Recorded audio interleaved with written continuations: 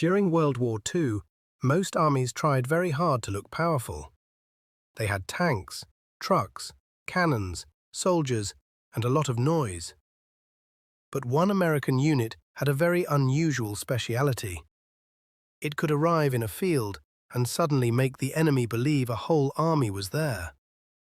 The funny part was that many of its tanks were filled with air.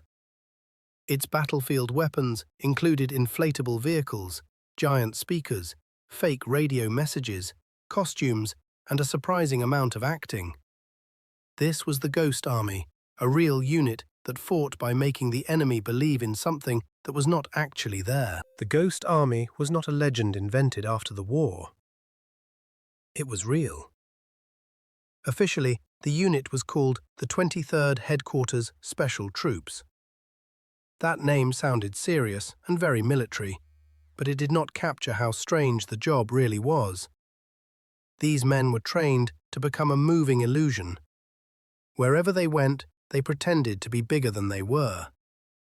A small group could pretend to be thousands of soldiers. A quiet road could become the road to a massive attack. A few trucks could become the sign of an entire armored division. In war, information can be as valuable as ammunition. If an enemy commander believes an attack is coming from the north, he may move troops north. If the real attack comes from the south, that mistake can change everything. The Allies understood this. They needed to hide real movements, protect soldiers, and make German intelligence chase the wrong clues. The Ghost Army was designed for that exact job. It did not need to defeat a tank in a direct fight. It needed to convince the enemy that a tank was somewhere else, making noise and causing worry. Many soldiers in the Ghost Army were not just ordinary recruits. Some were artists, designers, architects, illustrators, photographers, sound technicians, and actors. In civilian life, they might have painted posters, built stage sets, designed buildings, or worked in creative studios. In the army, those talents became useful in a completely different way. They understood how to create an image. They knew how props worked. They knew that a believable scene needed details. For them, deception was not random lying. It was design, timing, and performance under dangerous conditions. The most famous trick of the Ghost Army was the inflatable tank. From far away, it looked convincing. From the air, it could look like real armored equipment parked in formation. But up close, the truth was much sillier. The tank was made of rubber and canvas. It could be carried, unfolded, filled with air, and placed wherever the illusion needed it.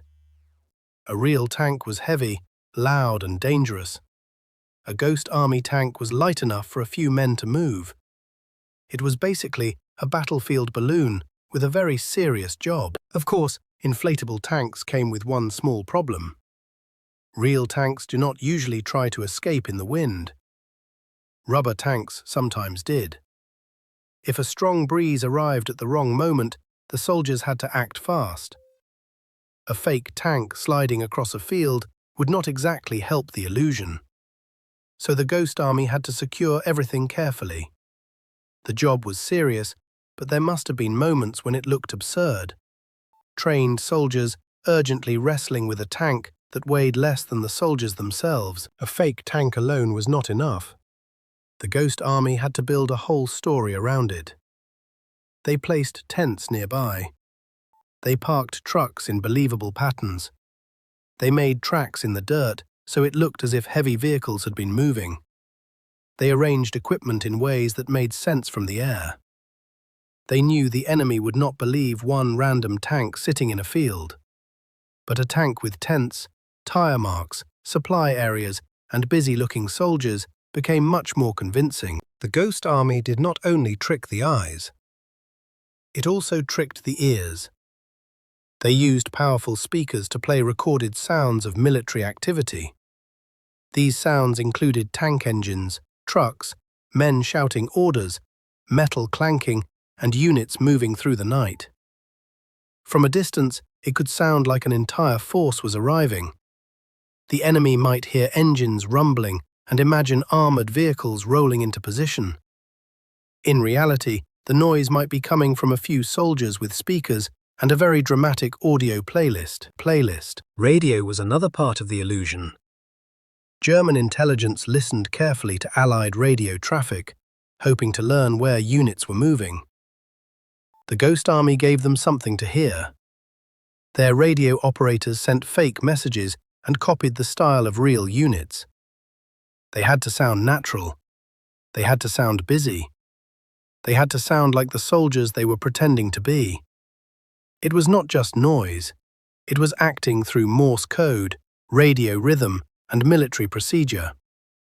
The enemy heard signals and believed a real unit was there. The soldiers also performed in public. Sometimes they wore patches from units they were pretending to represent. They drove vehicles with fake markings. They visited towns and behaved as if a large force was nearby. If spies or informants were listening, the Ghost Army wanted them to hear the right rumors. A soldier might complain loudly about all the tanks arriving soon. Another might act as if his unit was preparing for a big move. It was theatre, but the audience did not know it was watching a show. The magic of the Ghost Army came from combining many tricks at once. A scout might see tanks from far away. A plane might photograph a camp. Radio listeners might hear messages from a unit. At night, enemy soldiers might hear engines and movement. Informants might report that American troops were talking about a major operation. Each clue supported the others. One trick could be doubted, but many clues together created a story. And if the story felt real enough, enemy commanders had to react to it. Even though the story sounds funny, the work was dangerous. The Ghost Army often operated close to the front lines. If the Germans discovered the trick, the men could be attacked. They were not an armored division. Their most important weapons were props, speakers, and radios. That meant they had to be careful, fast, and convincing. The comedy of inflatable tanks existed beside real risk. These soldiers were not playing a harmless prank. They were using deception to protect real troops and influence real battles. One of the Ghost Army's important missions came near the Rhine River in 1945. The Allies needed to cross into Germany, and the Rhine was a major barrier. The real crossing had to be protected. The Ghost Army helped create the impression that a large American force was preparing in one area, while real operations were happening elsewhere. They used fake equipment, sound effects, radio traffic, and visible movement. The goal was simple: make German forces look in the wrong direction at the worst possible time. The purpose of all this was not just to be clever. It was to save lives. If German units moved toward the fake threat, they were not waiting at the real attack point. If enemy commanders became uncertain, Allied soldiers gained time and space. The Ghost Army showed that deception could reduce danger for real troops. Their best victory was not a destroyed bridge or a captured town.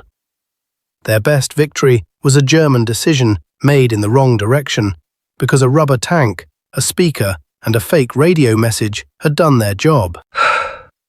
After the war, the Ghost Army did not immediately become famous. Its missions stayed secret for many years. Many of the men returned to normal life. Some went back to art, design, advertising, architecture, and other creative work. They carried an unusual memory. During the war, their creativity had become a military tool. For a long time, most people did not know what they had done. History remembered many famous battles, but the soldiers who built fake armies remained mostly hidden, almost like ghosts again. The Ghost Army proved something surprising. Creativity can be powerful. A good drawing, a convincing prop, a realistic sound effect, and a believable performance can change what an enemy thinks is happening. Their story is not just about fake tanks.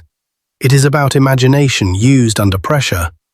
It is about artists and technicians solving problems in a way that generals could use. They did not replace the soldiers on the front lines, but they helped protect them.